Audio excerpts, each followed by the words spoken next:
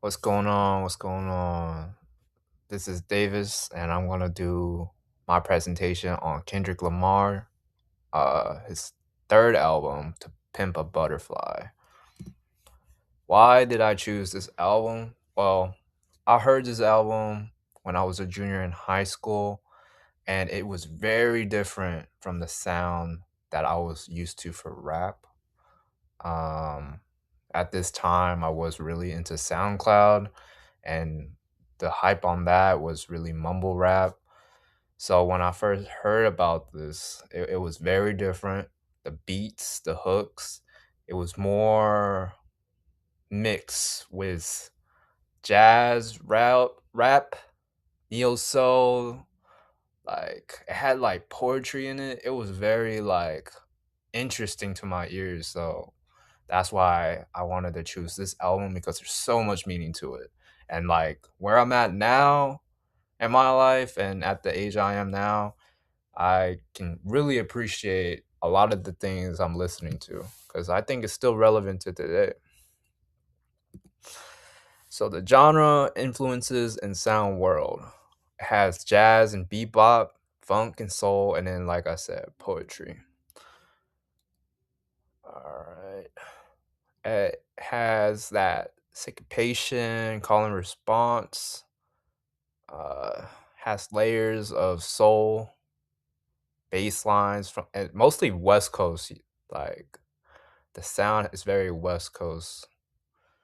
And then throughout the whole album, he has a poetry, being conflicted, misusing his influence. And it builds upon it in each song as it progresses within the album. Listening guide, there's 3 songs.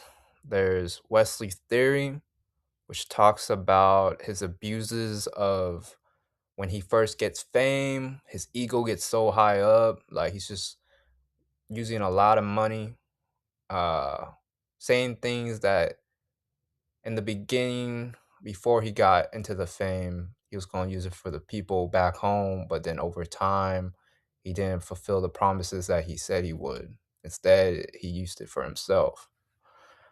And also on Wesley Snipes on his controversy of the tax fraud that he allegedly did, but nobody like it wasn't on purpose. It was unintentional.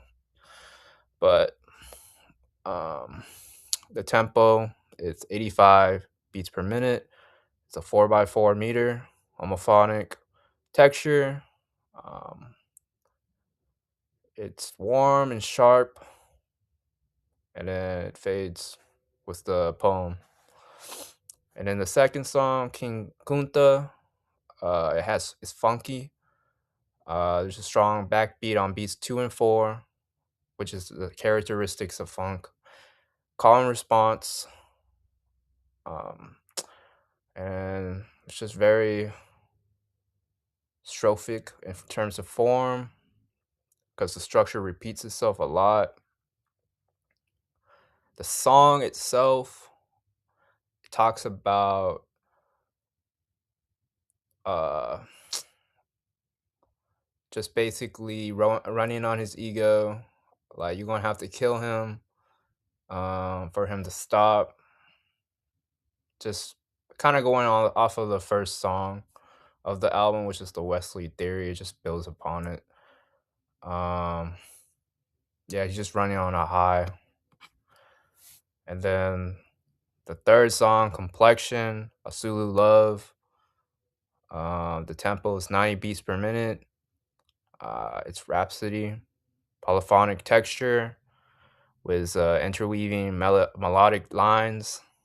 It has a lot of piano and a soft percussion. It has a lot of jazz elements to it. It's binary form. Binary meaning more of like a dance, AABB. Um, yeah. The key musical elements and terminology. The beginning of the album is very it's upbeat, I would say. It's warm, upright bass, and then there's a lot of synthesizers. Um, each track has its own sound to it, but the first three, or the beginning of the album, is very, it has a concept of ego and confliction of Kendrick, um, that he goes through with fame and what he means as a celebrity and who he was before that environment. Like he lived in Compton. He has that hood mentality.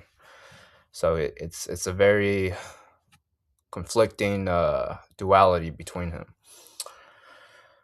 The rhythm, it's funk, jazz, hip hop. It's just like all conflicting within or coexisting simultaneously within the album, which is very interesting to hear. I think uh, I can't say that Kendrick really made that sound because I'm not too sure in terms of hip hop, but I would say he made it to a wider, uh, like he brought it to a wider audience. It's very deliberate, soft to loud arcs within the tracks. At the end of this album, Mortal Man, he actually has an interview with Tupac at the end, uh, which is very interesting. It's a 12-minute long, almost 13 minutes, and it's pretty interesting. I would say I would recommend anyone to go through that. The texture, it ranges from monophonic with the poetry and just the call and response at times without the beat. It's just honestly just talking. Um, yeah,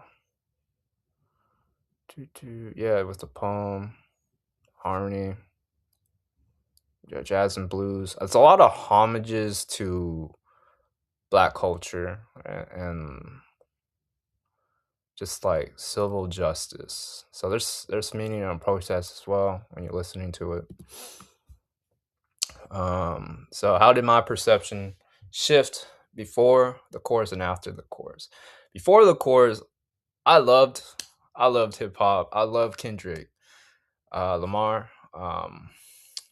But I didn't realize how much hip hop was influenced before the 80s, I would say, because hip hop was around 1983 was the beginning. I didn't realize the influences of like Motown, soul, funk, disco, all that. Like it's so interesting to hear all of that before. But I mean, I was like 17 ish years old when I first listened to the album. And like I said, I was in school listening to like trash music, honestly, if I'm being real, just cuz I mean, the music I grew up with or within my generation isn't on par with like before it, I would say. It's not the same. Like after going through this course, like it's amazing how music was before. When I say music before, I'm talking about like the 60s, 70s, and 80s. I think those are a really good time periods to listen to music.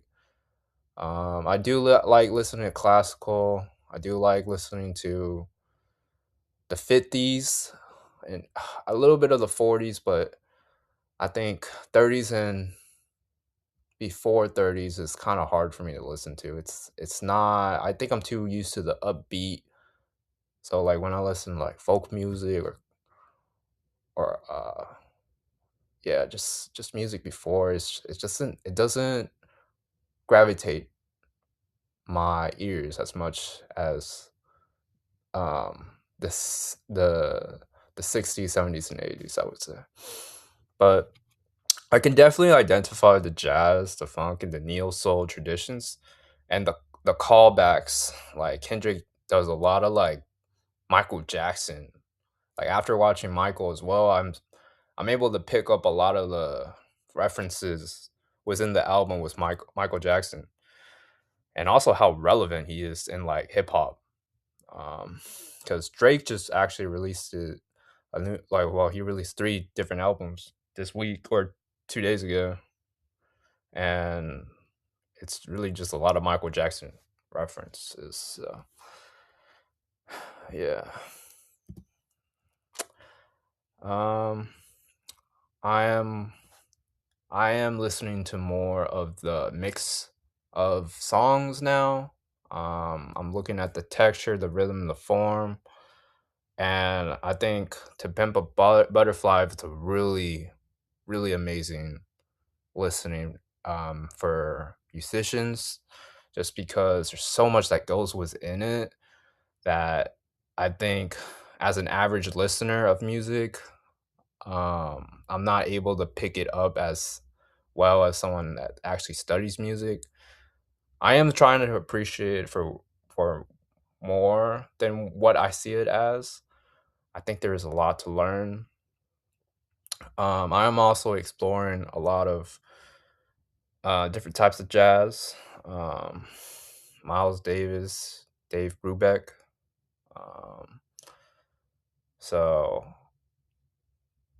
I do want to understand more of that field of music. Um, yeah, strophic binary. I will try to incorporate more vocabulary, but I think it is harder with the people I am surrounded by. A lot of the people I'm surrounded by, they don't really listen to music like the way that it's taught in class. So I will try to explain the concepts to my friends as well, and the people around me as well. So I want to bring that knowledge to the people around me. So that's what I'm going to try to do going forward. And this is the quote. This is the meaning within the album. I remember you was conflicted, misusing your influence. He builds upon it within the album, and he actually reads two poems to Tupac, because the meaning of To Pimp a Butterfly originally was Tupac, to pimp a caterpillar, to pimp a caterpillar, but they had to change the caterpillar to butterfly because a butterfly is more beautiful, it's more easier to say, I would say. So it's Kendrick's uh, message to Tupac, because Tupac meant a lot to Kendrick as well to the hip hop culture. So that is all I want to say. Thank you.